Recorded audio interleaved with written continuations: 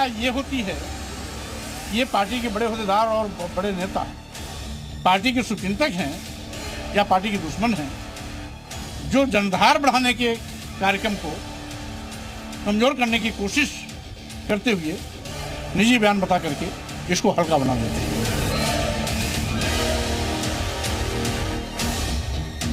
तो बच्चन और रंजन कब से पीडीए हो गए? ये मदान लोग जो हमको समझाने का प्रयास कर रहे हैं कि बच्चन और रंजन पीडीए हैं, तो पीडीए की हकमारी जो हो रही है, इस धोखे में मैं उनके साथ नहीं, मैं इसके विरोध में हूँ और मैं वोट कास्ट नहीं करूँगी।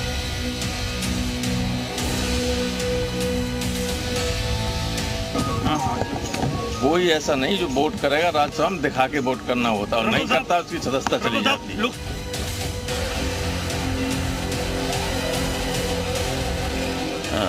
राजनीति में ऐसा समय आता है, उस समय को हम लोग देख रहे हैं। किसी की कोई चाल नहीं है। आदमी को अपने आप को धोखा नहीं देना चाहिए।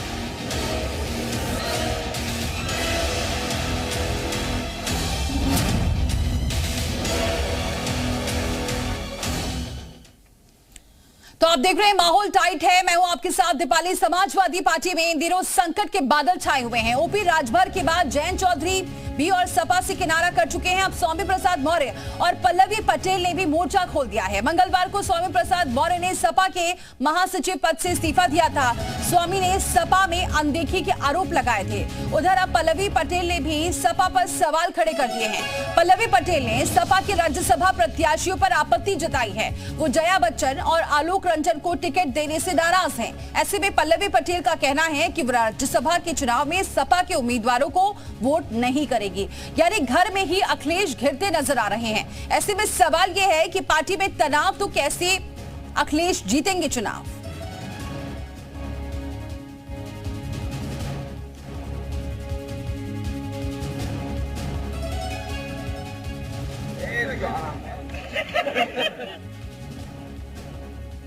और चलिए हमारे सहयोगी जुड़ चुके हैं हर जगह से। विशाल हमारे साथ लखनऊ से जुड़ चुके हैं। इसके अलावा आपको बताएं अब्दुल सत्तार झांसी से और प्रभम श्रीवास्तव कन्नौज से हमारे साथ जुड़ चुके हैं। सबसे पहले विशाल का रुख करते हैं। विशाल, क्या कह रही है अब जनता, क्योंकि अब अखिलेश अपने ही घर में घिरते हुए नजर आ रहे हैं? देखिए, बिल्कुल हम सीधे राजधानी लखनऊ के लोगों से बातचीत करते हैं। अब अखिलेश जो है वो घिरते नजर आ रहे हैं। पहले आरएलडी अलग हो गई और अब जो है पल्लवी पटेल भी कह रही है कि उनको वोट नहीं करेंगे। स्वामी प्रसाद मौर्य ने भी अपने पद से इस्तीफा दे दिया है। भैया, ये पीडीए जो बनाए थे, पीडीए केवल कहने के लायक था। पीडीए केवल कहते थे और पीडीए खुद ही तोड़ रहे हैं। भारतीय जनता पार्टी तो पीडीए का सम्मान कर रही है, तो खुद ही पीडीए टूट रहे हैं।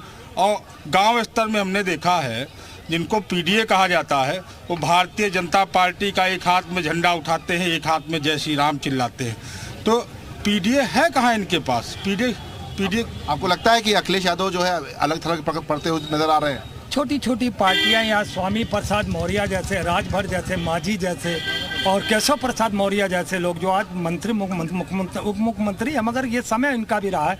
मगर ये जो है ना एक एक दो पार्टी वाले, इनका कोई आचरण तो होता नहीं है। जब चुनाव आते हैं ये इधर उधर मेंढक की तरीके से कूदते ही रहते हैं। इनसे कोई बड़ी पार्टियों को असर पड़ने वाला नहीं है, कांग्रेस को असर नहीं पड़ने वाला। लगता है कि आपको कि कुछ असर पड़ेगा अखिलेश यादव से? अब लगातार टूट पड़ती नजर आ रही है कि करके बिल्कुल पड़ेगा, फ़र्क पड़ेगा। एक्चुअली में लोगों ने क्या है कि देश की ज़मीन तो बेची है, हमेशा बेची है। अब बोर्ड को के बारे में तो आप लोग जानते ही होंगे। तो अभी अपनी ज़मीन बचाने में लगे हैं। इन्होंने देश को शेयर किया है, चाहे कभी भी किया, 1947 में किया हो या कश्मीर में जो 1989 में हुआ, जो या पल्लवी पटेल ने पीडीए पर जो है फोकस किया कि पीडीए जो है ध्यान नहीं दिया। हाँ बिल्कुल सही, बिल्कुल नहीं ध्यान दिया। क्या तुम हमेशा कुर्मियों का और अल्पसंख्यकों का वोट लेते रहोगे? उनको नहीं, ये आलोक रंजन क्या है, आप नौकरशाह को बना करके आप उनका वोट हमेशा लेते रहे हो और कुर्मी और अन्य बिरादरी का, और तुम उनको भागीदारी नहीं दोगे। तो राज्यसभा चुनाव के बहाने जो है एक लोकसभा चुनाव की जमीन में लगता है कि अखिलेश अकेले पड़ते नजर आ रहे हैं। अखिलेश यादव जी जो पीडीए की बात करते हैं उसका पूरा फार्मूला।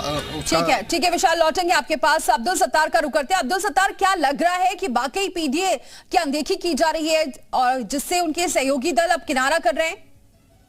जी, हमारे साथ झांसी के तमाम ऐसे लोगों से जानकारी लेते हैं जिससे कि अखिलेश साहब अपने घर में ही गिरते जा रहे हैं। आपसे पूछेंगे आपका शुभ नाम? मैं डॉक्टर रघुवीर चौधरी। रघुवीर जी बताइए, जिस पे अखिलेश अपने घर में गिरते जा रहे हैं, जहां स्वामी प्रसाद मौर्य ने इस्तीफा दे दिया अपने पद से, अब पल्लवी पटेल भी नाराज हैं, इस पे क्या कहना चाहें?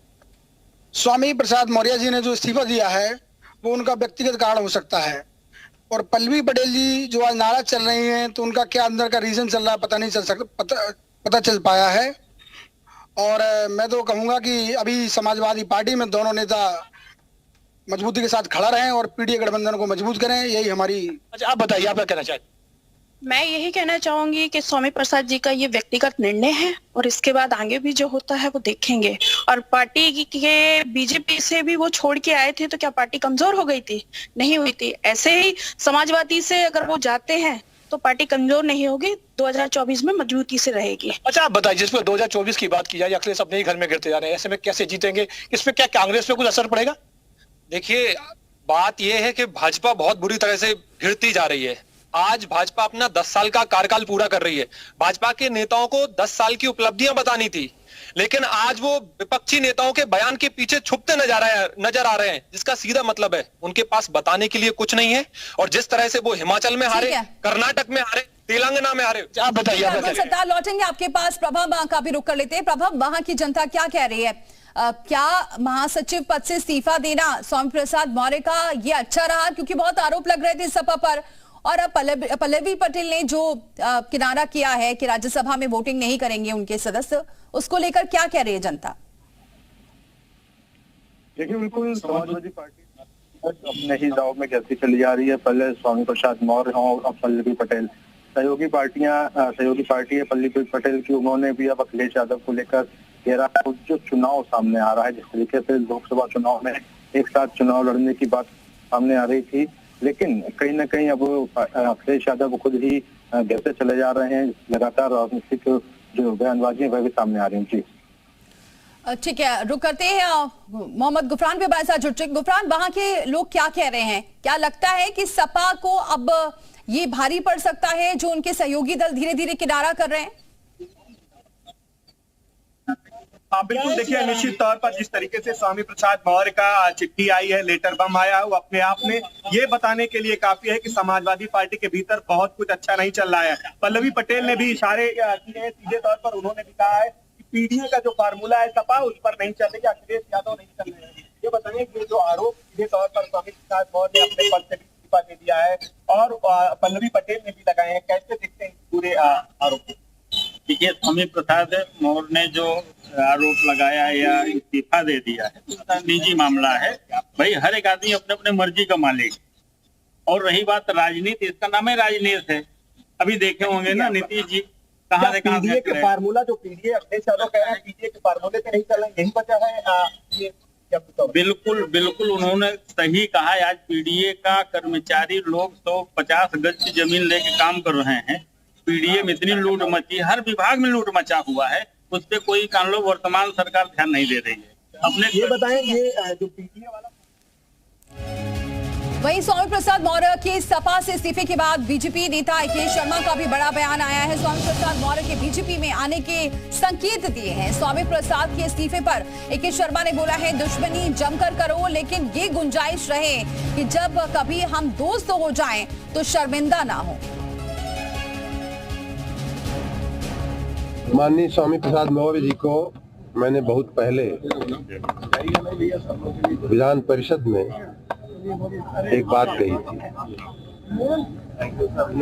और वो ये कहा था मैंने कि दुश्मनी जमकर करो, लेकिन ये गुंजाइश रहे फिर कभी हम दोस्त बन जाएं तो शर्मिंदा न हो। मुझे वो शेर याद आ रहा है। अच्छा है कि हम फिर दोस्त बनने की तरफ आगे बढ़ रहे हैं। तो स्वामी प्रसाद मौर्य क्या बीजेपी में जाते हैं, ये देखने वाली बात होगी। बहरहाल सभी का बहुत बहुत शुक्रिया हमारे साथ जुड़ने के लिए, जनता की बहुत बात हम तक पहुंचाने के लिए।